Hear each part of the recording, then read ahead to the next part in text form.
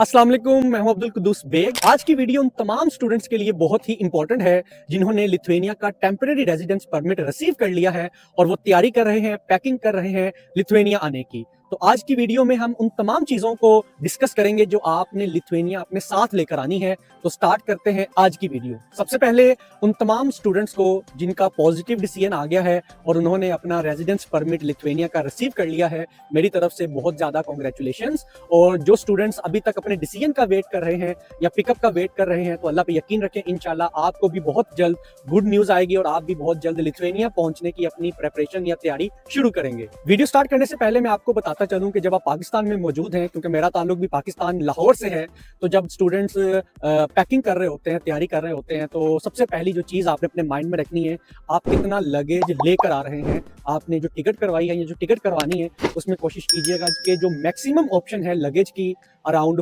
More than 40 kg का जो luggage है, उसकी ऑप्शन आपके पास होनी चाहिए। और अगर मैं बैग्स की बात करूं, तो आपके पास एक शोल्डर बैग होना चाहिए, उसके बाद एक हैंड कैरी बैग होना चाहिए जो कि कैबिन बैग होता है, और उसके बाद आपने कोशिश करनी है कि 2 बड़े जो बैग हैं वो आपने अपनी टिकट के अंदर ऐड करवाने हैं। क्योंकि स्टार्टिंग में जब आपने पाकिस्तान से आना है, तो कोशिश यही करनी है कि वहां से आप इतना सामान लेकर आएं कि 2 से 3 माह, 2 to 3 मंथ्स आपको लिथुआनिया में किसी भी किस्म की कोई परेशानी ना हो, आपको कोई भी चीज़ बाहर से ना खरीदनी पड़े। क्योंकि उसकी वजह यह है कि जब आप पाकिस्तान से पीकेआर को यूरोज में कन्वर्ट करवा कर लिथुआनिया आएंगे, तो अगर आप 1 यूरो की भी कोई हल्की सी चीज़ भी बाय करेंगे, तो आप कन्वर्ट करेंगे। क्योंकि शुरू में स्टूडेंट्स जो है ना, वो आपका माइंड ऑटोमेटिकली कन्वर्ट करेगा यूरोज को कि अगर मैं ये 3 यूरो की चीज़ खरीद रहा हूँ नॉर्मली, तो जब आप उसको पाकिस्तानी रुपीज में कन्वर्ट करेंगे तो वो तकरीबन 1000 रुपया बनेगा। तो आप कहेंगे कि इस एक छोटी सी चीज के लिए मैं 1000 रुपया पे कर रहा हूँ। तो कोशिश यही करनी है, आप ज्यादा से ज्यादा सामान, जो जरूरी सामान है, वो लेकर आना है, जो रोजमर्रा जिंदगी में आपने इस्तेमाल करना है, ताकि आपके 2 से 3 माह यहाँ पर सुकून से गुजर सके। तो अब बिला किसी ताखीर के चेकलिस्ट स्टार्ट करते हैं, वो कौन कौन सी चीजें हैं जो आपने लिथुआनिया अपने साथ लेकर आनी। तो सबसे पहले बात कर लेते हैं क्लोथिंग की। अगर मैं समर क्लोथिंग की बात करूं, क्योंकि लिथुआनिया में गर्मियां इतनी ज़्यादा देर नहीं होती, तो आपने जो टी शर्ट्स लेकर आनी है, सबसे पहले मैं बता दूं, वो तकरीबन 4 से 5 आपने टी शर्ट्स अपने लगेज के अंदर ऐड कर लेनी है और ट्राउजर्स ऐड कर लेने हैं। क्योंकि अगर विंटर हो या समर हो, घर के अंदर जो टेम्परेचर होता है वो normally room temperature 20 to 25 degree centigrade होता है। तो आप 4 से 5 ट्राउजर्स ऐड कर सकते हैं, वो ज़्यादा टाइट ना हो, कंफर्टेबल होने चाहिए, और 4 से 5 आप टी शर्ट्स ऐड कर सकते हैं। तो अब बात कर लेते हैं जैकेट्स की। क्योंकि मैं खुद लाहौर से बिलोंग करता हूं और मैंने ज़्यादातर शॉपिंग अपनी क्रीम ब्लॉक से की थी, तो वहाँ पर कुछ स्पेशल शॉप्स हैं जो कि जहाँ पर स्टूडेंट्स जो कि स्पेशली यूके जाते हैं या किसी इस तरह के ठंडे कंट्री में जाते हैं, तो वहाँ से इस तरह की चीज़ें बाय करते हैं। तो आप भी वहाँ पर जा सकते हैं। तो एक जैकेट आपने फुल मोटी लेनी है, फर वाली लेनी है, और उसको देखिएगा जो आउटर लेयर है वो पैराशूट की हो, ताकि यहाँ पर ज़्यादातर सर्दियों में बर्फबारी भी होती रहती है और बारिशें तो इधर आम है। क्योंकि अगर आपकी पैराशूट वाली जैकेट आउटर लेयर होगी तो वो गीली नहीं होगी। और एक जैकेट आपने थोड़ी सी हल्की ले लेनी है, हल्की क्वालिटी की नहीं, मींस के थोड़ी सी बारीक हो as compare to previous jacket. तो 2 कम से कम जैकेट्स आपके पास होनी चाहिए। हुडीज मैंने आपको बता दी, स्वेट शर्ट्स मैंने आपको बता दी हैं, थर्मल और इनर्स आपको बता दी हैं। उसके अलावा सॉक्स की बात कर लेते हैं। सॉक्स आपने मोटी वाली लेनी है, वो ज्यादा से ज्यादा, जितने ज्यादा जोड़े आप अपने पास रखेंगे पेयर्स, वो आपके लिए आसानी होगी। मेरे ख्याल से तकरीबन 6 to 7 पेयर्स वो सॉक्स के आपके पास होने चाहिए। इसके अलावा आपने देखा होगा कि लेदर के भी जो है ना मोजे होते हैं, जो कि हमारे तबलीगी भाइयों ने जो इस्तेमाल करते हैं। आप उस तरह के भी जो लेदर के मोजे हैं, या जिसको हम सॉक्स कह सकते हैं लेदर की, वो भी आप कम से कम 2 पेयर अपने साथ रखें। अब बात कर लेते हैं हम शूज़ की। तो शूज़ कम से कम 1 पेयर आपने ऐसे शूज़ का रखना है जो कि विंटर्स में इस्तेमाल हो सके। स्पेशली अगर मैं बताऊं तो आप वाटरप्रूफ शूज़ को प्रेफर कीजिएगा, नहीं तो जो एलीट फोर्सेस ने जो शूज़ पहने होते हैं, आप उस तरह का पेयर एक साथ लेकर आ सकते हैं। उसके अलावा एक नॉर्मल शूज़ का पेयर ले लें, जो स्पोर्ट्स शूज़ होते हैं, वो आप डेली रूटीन के अंदर पहन सकते हैं। उसके अलावा आप एक स्लीपर अपने पैकिंग के अंदर ऐड करें, जो कि आपने अपने घर के अंदर इस्तेमाल करनी है। जी, तो शूज़ के बाद अब हम बात कर लेते हैं ग्लव्स की। तो मैं रिकमेंड करूंगा कम से कम 2 पेयर आपने लेदर ग्लव्स के लेकर आने हैं अपने साथ, जो कि बर्फबारी में, स्नो के अंदर भी इस्तेमाल होंगे, बारिश के अंदर भी इस्तेमाल होंगे। और उसके अलावा जो नॉर्मल ग्लव्स होते हैं, विंटर ग्लव्स, वो भी आपने कम से कम 2 पेयर साथ लेकर आने हैं। और कोशिश कीजिएगा कि जो नॉर्मल वाले ग्लव्स हैं, उनकी फिंगर के ऊपर एक स्पेशल सा उन्होंने कपड़ा इस्तेमाल किया होता है, जिसकी वजह से सेल फोन को इस्तेमाल करने में किसी किस्म की दिक्कत का सामना नहीं करना पड़ता। तो आपने उस तरह के ग्लव्स साथ लेकर आने हैं। और इसके अलावा अगर मैं हैट्स की बात करूं, तो समर हैट्स की अगर हम बात करें, तो इस तरह कि आपने 2 से 3 हैट्स ऐड कर लेनी है अपनी पैकिंग लिस्ट के अंदर। और इसके अलावा अगर मैं विंटर कैप्स की बात करूं तो वो भी 3 से 4 विंटर कैप्स आपने लाजमी अपने साथ लेकर आनी है। इसके अलावा अगर मैं और मजीद विंटर क्लोथिंग की बात करूं तो आपने इस तरह के मफरल 3 से 4 ऐड कर लेने हैं, क्योंकि विंटर्स के अंदर गर्दन को भी, नेक को भी बहुत हवा लगती है, उसको कवर करने के लिए। तो अगर आप देखें, मेरे ख्याल से अब तो बाजार से आपको ना एक सेट मिल जाएगा जिसमें नेक कवर भी होता है और कैप भी होती है, तो उस तरह के सेट आप 2 से 3 ले आएं। तो ये थी आपकी विंटर क्लोथिंग की लिस्ट, जिसमें मैंने कोशिश की है तमाम चीज़ें आपको बता दूं। तो समर क्लोथिंग का भी मैंने आपको बता दिया है कि टी शर्ट्स आपने साथ रख लेनी है, आपने ट्राउजर साथ रख लेने हैं। अगर मैं फॉर्मल क्लोथिंग की बात करूं तो कम से कम एक सेट आपने 2 पीस का, मींस पैंट कोट का कम से कम एक सेट अपने साथ रख लें। उसके साथ जो फॉर्मल शूज़ होते हैं वो साथ रख लें, क्योंकि अगर कभी आपको, क्योंकि ऑब्वियसली यहाँ पर आकर कोई यूनिवर्सिटी के फंक्शंस भी होते हैं, आपने वो भी अटेंड करने होते हैं या जॉब इंटरव्यू भी अटेंड करना होता है, तो वो आपका वहाँ पर इस्तेमाल होगा।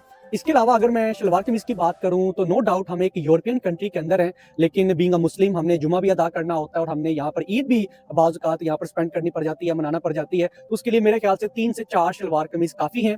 और उसके साथ आप देख लीजिएगा कौन से सैंडल या शूज़ आपने अपने साथ रखने हैं। और एक पॉइंट मैं और क्लियर करता चलूँ कि क्योंकि मैंने अपनी वीडियोस में 12 मरतबा ये कहा कि यहाँ पर सर्दियाँ काफ़ी सख्त होती हैं, लेकिन अगर मैं अपार्टमेंट्स की बात करूँ, घरों के अंदर की बात करूँ, उसमें जो टेम्परेचर है, क्योंकि इनके घरों के अंदर इंटरनल हीटिंग सिस्टम होता है, जिसकी वजह से बाहर अगर टेम्परेचर -15 डिग्री सेंटीग्रेड भी है तो अंदर ऐसा ही टेम्परेचर होगा कि आप एक टी शर्ट और एक ट्राउजर के साथ ईजिली कंफर्टेबल फील करेंगे। तो इसलिए टी शर्ट्स और ट्राउजर आपने साथ रखेंगे। जी, तो क्लोथिंग के बाद अब हम बात करते हैं मेडिसिन की, क्योंकि जब नॉर्मली कुछ जो हमारे स्टूडेंट्स हैं ज़्यादा सेंसिटिव होंगे जब वो एक गर्म इलाके से ठंडे इलाके की तरफ आएंगे, क्योंकि जब आपने लैंड करना है सितंबर में अगर आप आ रहे हैं तो टेम्परेचर आपको 15 to 20 डिग्री सेंटीग्रेड तक मिलेगा, जो कि पाकिस्तान की निस्बत ज़्यादा ठंडा है।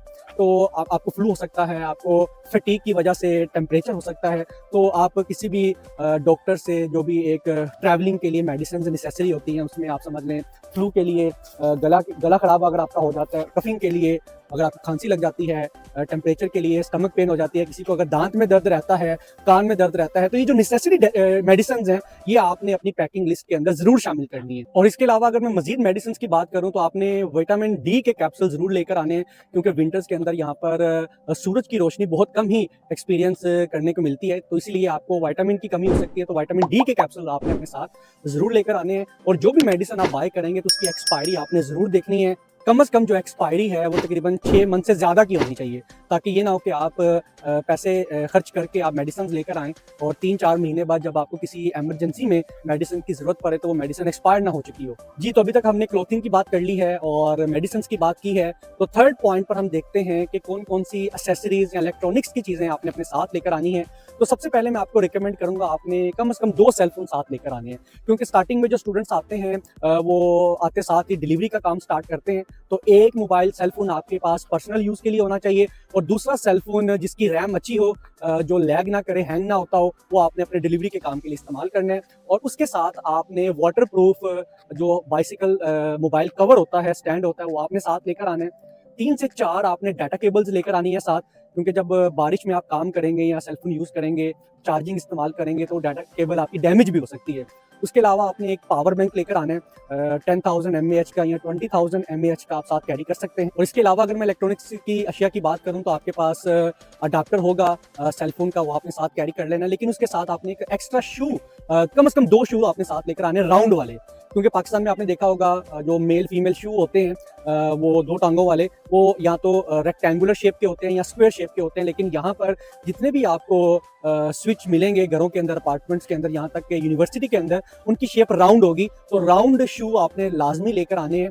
उसके अलावा आपके पास हैंड फ्री होगी या आपके पास एयरबड्स होंगे, वो आपने साथ कैरी कर लेने। इसके अलावा अगर मैं इलेक्ट्रॉनिक्स की चीज़ों की बात करूं तो आपके पास एक अच्छा लैपटॉप होना चाहिए, उसका चार्जर भी आपके पास होगा। क्योंकि मैं इलेक्ट्रॉनिक्स की चीज़ें इसलिए बता रहा हूँ क्योंकि इलेक्ट्रॉनिक्स की अशिया भी यहाँ पर कॉस्टली है और क्लोथिंग भी यहाँ पर कॉस्टली है। तो स्टार्टिंग में, क्योंकि मैंने जिस तरह वीडियो के स्टार्ट में बताया कि आपके पास ये ज़रूरियाती ज़िंदगी की अशिया मौजूद होंगी, तो आप उतना ईजी अपनी यूनिवर्सिटी पे फोकस कर सकेंगे, अपने काम पर फोकस कर सकेंगे। तो अब बात कर लेते हैं डॉक्यूमेंट्स की। तो आपके पास जितने भी आपके एजुकेशनल डॉक्यूमेंट्स हैं, उसके साथ जितने भी आपके सपोर्टिव डॉक्यूमेंट्स हैं, स्पेशली जो आपने यूनिवर्सिटी और माइग्रेस के लिए इस्तेमाल किए थे, वो ओरिजिनल डॉक्यूमेंट्स आपके पास एक फाइल में होने चाहिए। और उसके अलावा इन तमाम डॉक्यूमेंट्स की कम से कम आपने 2 कलर फोटोकॉपीज या कलर प्रिंट्स आपने अपने साथ लेकर आने हैं, जो कि फ्यूचर में आपके इस्तेमाल में आ सकते हैं। अब बात कर लेते हैं कि आपने कौन कौन से जो ज़रूरी बर्तन है वो साथ लेकर आने हैं। सबसे पहले अगर हो सके तो एक छोटा सा प्रेशर कुकर अगर बैग में आप रख सकते हैं तो वो ले आइएगा पाकिस्तान से, और उसके अलावा एक फ्राई पैन ले आइएगा, एक आप कम से कम 2 कप ले आइएगा अपने लिए, 2 प्लेट्स ले आइएगा, उसके अलावा 2 से 3 चम्मच आपके पास होने चाहिए। और ज़्यादा चीज़ें कैरी करने की ज़रूरत नहीं है क्योंकि यहाँ पर चीज़ें मिल जाएंगी। और बाज़ बात अगर आप कोई अपार्टमेंट रेंट पे लेते हैं तो वहाँ पर भी आपको काफ़ी बर्तन मिल जाते हैं, लेकिन जो पर्सनल इस्तेमाल की चीज़ें हैं जिस तरह गिलास हो गया पानी पीने के लिए, उसके अलावा चाय पीने के लिए या कॉफ़ी पीने के लिए कप हो गया, प्लेट्स हो गई, स्पून या चम्मच हो गया, वो आपने पर्सनल अपना साथ लेकर आना है। अब बात कर लेते हैं मसाला जात की। तो पाकिस्तान से वैसे आप स्टार्टिंग में कुछ थोड़ी थोड़ी मिकदार में जिस तरह लाल मिर्चें हो गई, हल्दी हो गई, ये आप कैरी कर सकते हैं। चावल या इस तरह की कोई जो दालें वगैरह कैरी करने की ज़रूरत नहीं है क्योंकि यहाँ पर भी आपको सस्ते दामों में ये चीज़ें मिल जाएंगी। स्पेशली जो चीज़ आपको यहाँ पर नहीं मिलेगी या महंगी मिलेगी वो है पाकिस्तान के देसी मसाला जात, जिस तरह बिरयानी मसाला हो गया, कौरमा मसाला हो गया। इस तरह के जो मसाला जात हैं शान या नेशनल के, वो तकरीबन आप जो आपको पसंदीदा आपको लगते हैं वो 3 से 4 पैकेट आप साथ रख सकते हैं, क्योंकि यहाँ पर भी मिल जाते हैं लेकिन वो स्टार्टिंग में थोड़े से एक्सपेंसिव आपको फील होंगे, तो वो आप साथ कैरी कर सकते हैं। जितने भी नेसेसरी जो मसाला जाते हैं जिस तरह जीरा हो गया, काली मिर्च हो गई, गरम मसाला हो गया, ये आप थोड़ी थोड़ी मिकदार में अपने साथ कैरी कर सकते हैं। उसके अलावा एक और बात मैं बताता चलूँ, जिस तरह जो चाय की पत्ती है, अगर मेरी तरह आप भी चाय पीने के आदी हैं तो वो आप तकरीबन 1 kg का पैकेट अपने साथ कैरी कर सकते हैं। अपने साथ आप कॉफ़ी कैरी कर सकते हैं, बाकी मिल्क, एग्स, राइस, वो सारी आटा, सारी चीज़ें आपको यहाँ पर मिल जाएंगी और खालिश मिल जाएंगी जी। तो इसके बाद अगर मैं एक्स्ट्रा चीज़ों की बात करूँ जो कि बहुत ज़रूरी हैं लेकिन वो हमारी बाकी लिस्ट के अंदर शामिल नहीं है, इसमें पहली चीज़ है अम्ब्रेला। अम्ब्रेला आपने स्मॉल साइज़ की अपने साथ ज़रूर लेकर आनी है क्योंकि यहाँ पर मौसम जो चेंज होता है उसका नहीं पता चलता, अभी धूप है तो कुछ घंटों के बाद बारिश भी स्टार्ट हो सकती है। और उसके अलावा आपने कम से कम 2 रेन कोट अपने साथ लेकर आने हैं। और रेन कोट आप देखेंगे जब मार्केट में लेने जाएंगे तो एक खाली शर्ट होती है और एक ट्राउजर प्लस शर्ट होती है। आपने वो वाला रेन कोट लेना है जिसमें ट्राउजर सेपरेट हो और जो ऊपर शर्ट है पहनने वाली वो सेपरेट जी। तो आज की वीडियो में हमने पैकिंग लिस्ट जो भी थी लिथुआनिया आने के लिए उसको मैंने ज्यादा से ज्यादा डिटेल में कवर करने की कोशिश की है। और लास्ट पर एक पॉइंट मैं आपको बताता चलूं कि आप जो लगेज के लिए या बैगेज के लिए जो बैग लेंगे कोशिश कीजिएगा कि वो प्लास्टिक के ना हो। उनकी खूबसूरती तो ज्यादा होती है लेकिन पायदारी इतनी ज्यादा नहीं होती, क्योंकि जब ट्रांजिट फ्लाइट में जब वो सामान निकालते हैं दोबारा रखते हैं, जिस तरह सामान को बैग को फेंकते हैं तो उसके टूटने के चांसेस ज्यादा होते हैं। तो अगर आप हल्की क्वालिटी का या प्लास्टिक बैग बाय करेंगे तो अगर उसके टायर्स टूट गए तो जब फॉर एग्जांपल आप पाकिस्तान से पोलैंड आ रहे हैं या पाकिस्तान से इटली जा रहे हैं, किसी और कंट्री में, या रीगा आ रहे हैं, लैटविया आ रहे हैं, तो वहां से अपना सामान कैरी करना आपको बहुत मुश्किल होगी। तो इसीलिए कोशिश कीजिएगा अच्छी क्वालिटी का बैग बाय करें और जिसके टूटने की टेंशन ना हो, जिसके टायर्स टूटने की टेंशन ना हो। तो मैं उम्मीद करता हूं कि आज की वीडियो में आपको बहुत ज्यादा इन्फॉर्मेशन मिली होगी और आपके माइंड में जितने भी क्वेश्चंस थे relative to packing list of Lithuania Europe, तो मेरी इस वीडियो से काफी हद तक आपके डाउट्स क्लियर हुए होंगे। अगर इसके अलावा भी आपके माइंड में कोई क्वेश्चन है तो आप कमेंट्स के अंदर जरूर पूछ सकते हैं। मेरी कोशिश होती है कि मैं अर्जेंट बेसिस पर कमेंट्स का रिप्लाई करूं।